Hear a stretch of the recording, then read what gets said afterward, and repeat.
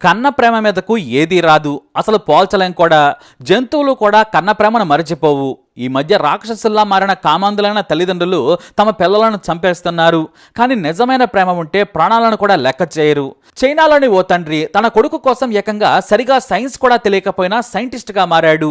అరుదైన వ్యాధి నుంచి కొడుకును ప్రాణాలతో నిలబెట్టుకున్నాడు. అతని పేరు జువి. కాస్త ధనవంతుడే. ఇతనికి ఒకే ఒక సంతానం. కానీ తన కొడుకు ఒక అరుదైన జన్యు సంబంధమైన లోపంతో పుట్టాడు.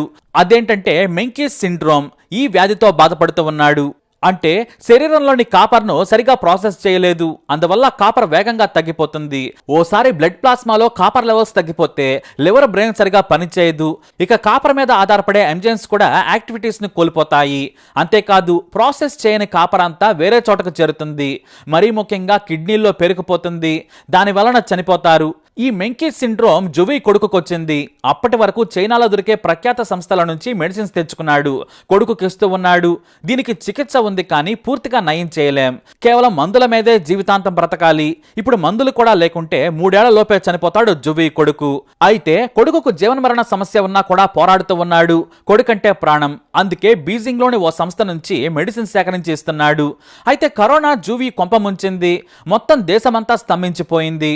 ప్రభుత్వం ఎక్కడికక్కడ లాక్డౌన్ చేసింది. కేవలం ప్రభుత్వ వైద్య సిబ్బంది, పోలీసులే పనిచేయడం మొదలు పెట్టారు. దీంతో తన కొడుకుకి ఇచ్చే కాపర్ ఇండస్టైన్ మందు కోసం చాలా ప్రయత్నాలు చేశాడు. చైనా ఉన్నతాధికారులను సంప్రదించాడు. కానీ సాధ్యం కాదని చెప్పేశారు. తాను ప్రతి నెలా కొనే మందు తయారు చేసే కంపెనీ కూడా మూతపడింది. తన కొడుకుకు మందు ఇవ్వకపోతే కాపర్ లెవెల్స్ పడిపోతాయి. ఆ కాపర్ అంతా కీలక అవయవాల్లో పెరుగుపోతుంది. దీంతో ఏం చేయాలో జువీకు అర్థం కాలేదు. ఎంతో రోధించాడు. ప్రత్యేక పాస్ సంపాదించి బీజింగ్ మొత్తం కరోనా టైంలో తన ప్రాణాలకు తెగించి పోరాడాడు. అయితే డాక్టర్లు హెచ్చరించారు, నీకు కరోనా వచ్చిందంటే మీ బాబుకు కూడా వస్తుంది. విమానాలన్నీ బంద్ అయ్యాయి. సరిహద్దులు మూతపడ్డాయి. విదేశాలకు తీసుకెళ్లే పరిస్థితి లేదు. ప్రపంచం మొత్తం అల్లకొల్లంగా ఉంది. విదేశీ ఫ్లైట్స్ అయితే చైనీయులను కనీసం విమానం కూడా ఎక్కనివ్వడం లేదు. కరోనా లేకున్నా సరే వారిని విమానాశ్రయం నుంచి తిప్పి పంపేస్తున్నారు. ఎందుకంటే ఏ వెరైటీ వైరస్ ను మోసుకొస్తున్నారు అనేది వారి భయం. నువ్వు ఇప్పుడు ఏమీ చేయలేవు, ఇంటికి వెళ్ళిపోని చెప్పారు. కానీ తాను ఏమీ వినలేదు. మందు కోసం తిరుగుతూనే ఉన్నాడు. డాక్టర్లు మాత్రం బయటకు రావద్దని చెప్పారు. నీ కొడుకు గాని కరోనా వస్తే ఇప్పుడే చనిపోవచ్చన్నారు. ఈ పరిస్థితుల్లో అతను నువ్వు కాపాడుకోవడం కష్టమవుతుంది. కాబట్టి ముందు బయటకు రావద్దని చెప్పారు. దీంతో ఇక తానే మందు కనిపెట్టాలనుకున్నాడు. తన కొడుకును తాను కాపాడుకోవాలనుకున్నాడు. సామాన్యమైన చదువు చదివిన జువి వెంటనే ఇంటర్నెట్ లో వెతకడం మొదలుపెట్టాడు. ఈ జబ్బు గురించి, మందు తయారీ గురించి పరిశోధన చేశాడు. ఎలా కాపర్ హెండర్స్టైన్ తయారు చేయాలనే దానిపై రాత్రి పగలు తేడా లేకుండా నెట్ ముందే గడిపాడు. చివరకు తన ఇంటిపైన ల్యాబ్ ఏర్పాటు చేసుకున్నాడు. వాటిని ప్రాసెస్ చేయటం నుంచి ఒక ప్రత్యేకమైన టెంపరేచర్ దగ్గర నిలువ ఉంచాల్సి వచ్చింది. దీంతో తన దగ్గరున్న డబ్బు మొత్తం పెట్టి ల్యాబ్ తయారు చేశాడు. అలా నెల రోజుల్లో మందు తయారు చేసేశాడు. ఇదేమీ కొత్తది కాదు. తాను ఇంతకు ముందు తన కొడుకు కోసం కొన్న మందే. అయితే అది పనిచేస్తుందా, సమపాళల్లో ఉందా అనేది కొన్ని పరీక్షల ద్వారా తెలుసుకున్నాడు. తనకు పరిచయం ఉన్న ఓ సైంటిస్టును ఫోన్లో కన్సల్ట్ అయ్యాడు. ఆ తర్వాత కుందేలుపై ప్రయోగించాడు. అలా 10 కుందేళ్లకు రోజుకి కొద్ది కొద్దిగా తేడాతో డోస్ ఇచ్చి పరీక్షించాడు.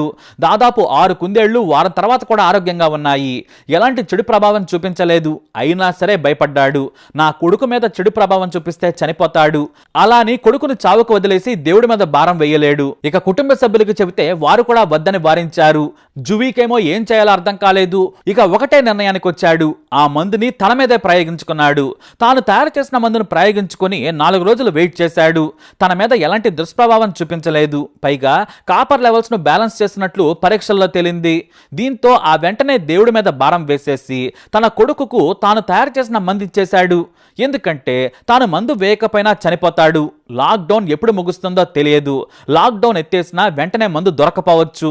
దీంతో తన 1.5 కొడుక్కిచ్చాడు. అతని కష్టం ఫలించింది. కాపర్ లెవెల్స్ సెట్ అయ్యాయి. మళ్ళీ ఆరోగ్యంగా యాక్టివ్గా ఉండడం మొదలుపెట్టాడు. దీంతో లాక్డౌన్ ముగిసే వరకు తాను తయారు చేసిన మందే ఇచ్చాడు. తన కొడుకు ప్రాణం కాపాడుకున్నాడు. ఆ తర్వాత లాక్డౌన్ ఎత్తేగానే సైంటిస్ట్ కమ్యూనిటీ ఫేస్బుక్ పేజీలో తన చరిత్ర మొత్తం రాసుకొచ్చాడు. ఆ తర్వాత వెంటనే కొంతమంది సైంటిస్టులు, పరిశోధకులు ఆయన దగ్గరకు వచ్చి ల్యాబ్ను చూసి షాక్ అయ్యారు. తన దగ్గరున్న డబ్బు మొత్తమే కాదు, తన ఆస్తి తనఖా పెట్టి మరి కొడుకు ప్రాణం కాపాడుకోవడం కోసం ల్యాబ్ ఏర్పాటు చేసిన విధానం చూసి షాక్ అయిపోయారు. ఆ తర్వాత లాక్డౌన్ ఎత్తేగానే డాక్టర్లకు చూపించగా కాపర్ బాగా ప్రాసెస్ అవుతోంది, ఎలాంటి సమస్య లేదన్నారు. అయితే జువి తయారు చేసిన ఫార్ములా పాతదే, పైగా తాను తయారు చేసిన దానికి కమర్షియల్ వాల్యూ లేదు. చైనాలో ఏదైనా ఓ మందు మనిషి మీద ప్రయోగం చేయాలంటే కొన్నేళ్ల పాటు జంతువుల మీద ప్రయోగాలు చేయాలి. అవి పాజిటివ్ రెస్పాన్స్ చూపించాయని తెలిసాక మనుషుల మీద ప్రయోగించేందుకు ప్రభుత్వ అనుమతి తీసుకోవాలి. మనుషుల మీద ప్రయోగించిన వివరాలను, వాటి ఫలితాలను ప్రభుత్వానికి నివేదించాలి. కానీ తన కొడుకు కోసం తానే ముందు మందు తీసుకొని తన బిడ్డకు తర్వాత ఇచ్చాడు.